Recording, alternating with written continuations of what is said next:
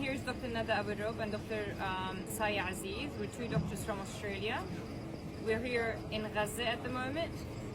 We arrived in the middle in Al-Aqsa hospital first, where the situation was disastrous, where we're having kind of kids coming after a strike. With most of like, let's say 70 to 80% of our patients are kids and pregnant women. And the situation was terrible, and there was no water, no food, and people living in the hospital everywhere. It was very common for a person to be the only survival of their family. Everyone has lost most of their family. It was very hard for us to get in, and there was a lot of restrictions. We were not allowed to bring any baby formula, any money, and the cards don't work. We are hardly surviving and hardly able to help anyone. There's no equipment. They're down to the very basics, running out of working scissors. There's no soap in the theatre room to scrub in, no gloves, nothing at all. We're treating patients on the floor, mass casualty after mass casualty. They're using all the weapons. However, when we came north to Al-Shifa Hospital, it's a nightmare. It is a nightmare. We're doing this video because we know that we might die at any time, unfortunately. Our accommodation is in the old delivery room. As you can see, this is the hospital. It's all bombed, but the bombing is still happening. When we came from the middle to the north, we saw people are evacuating. Instead of 20 minutes on the road, it took us around 8 hours to reach. As soon as we reached, bombing after bombing with the Apache, F-35, F-16, rowboats, all sorts of weapons attacking us from everywhere around the hospital.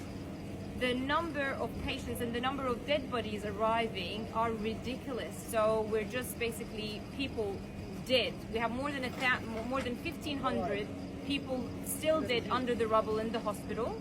Today they bombed just in front of the main entrance of the hospital. 2 days ago they did the same.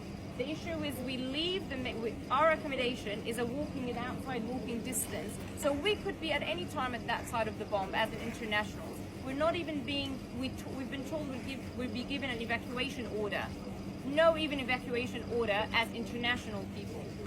So the situation here is just disastrous. I can't describe it. In the middle of the mass casualty today, there's no internet and no electricity. We're still out of Wi-Fi, so we can't communicate with our family, we can't put our picture up. And they're asking us to stay silent, otherwise our life will be in danger. What does that supposed to mean? We're just telling you what's happening. We're not allowed to show the photos because it's so traumatic and not allowed to post. But we're documenting this as part of what's happening for the future. Because someone needs to see this, someone needs to help those poor people.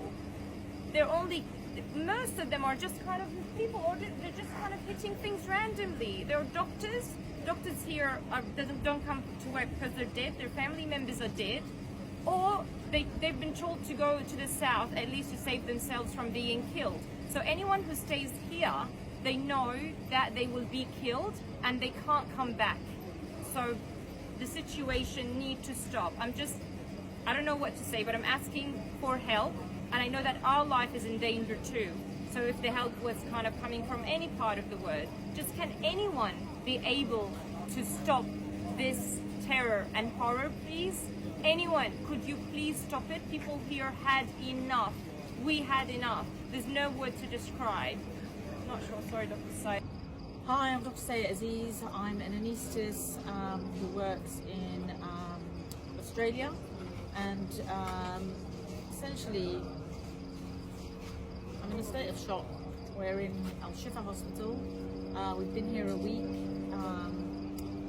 It took us 2 attempts to try and get up to the north to come to Al-Shifa, and we thought it was devastating in Shuhada Al-Aqsa Hospital, where we spent a couple of days, and we come to Al-Shifa and it is catastrophic, it's catalytic. I can't even begin to explain how horrific the situation is. From an anaesthetic point of view, so many simple things that should be straightforward, it's just non-existent.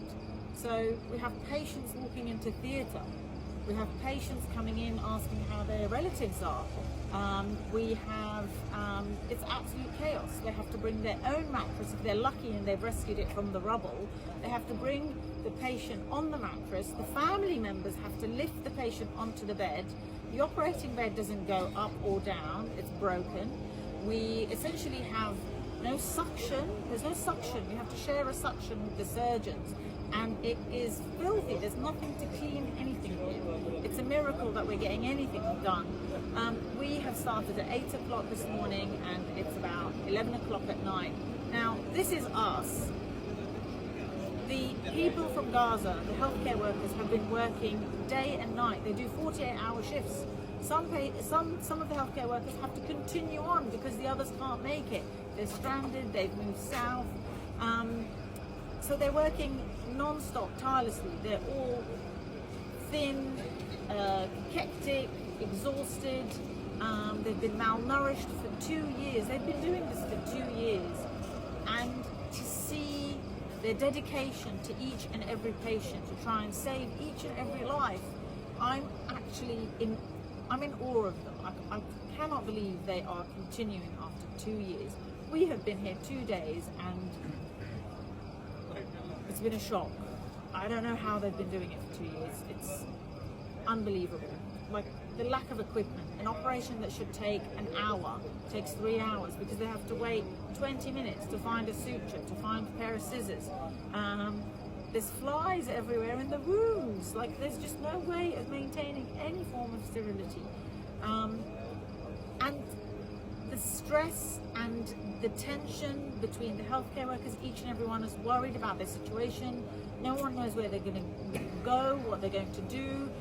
Like you can sense the anxiety in the room, and yet they still manage to focus on the patient. I just don't know how they're managing to do it. And they're all having to worry about their family members, how they're going to feed them. They have no structure. Their children have been out of school for 2 years now. There's no schools.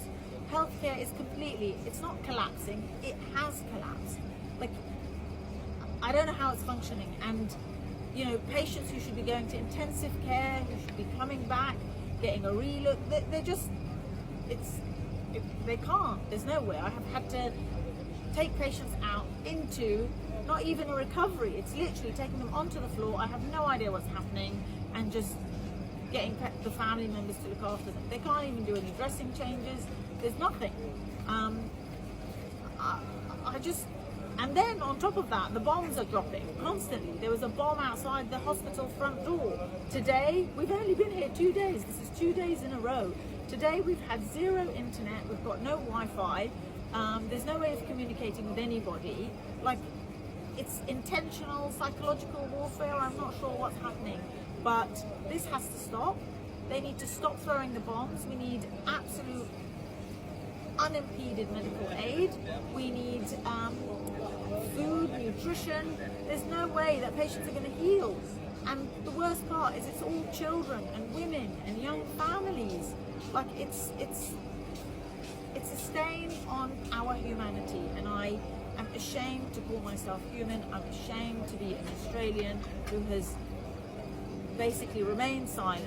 The F-35 parts are not non-lethal, they are absolutely lethal, and I would challenge any minister in the Australian Parliament to come and spend a day here with us. I would love for them to spend a day and then decide whether their F-35 parts are non-lethal. So we need to have an arms embargo right now. Enough is enough. Just an example of one day today. So it's not just, you know, one mass casualty. So one mass casualty, and that's, they say, the lucky one. Or, oh, you haven't seen anything yet, Dr. Nada. So at least 10 to 20 dead on arrival, or GCS3 that we can't do anything about, and we don't even have painkillers. The only thing that we have is ketamine. So you just want to give them something for comfort and not to die in a bad way in front of the parents or in front of their family or the other way around. I had a beheaded lady who's 9 months pregnant that we had to deliver her by an emergency C-section in the emergency room And luckily the girl is a you know, she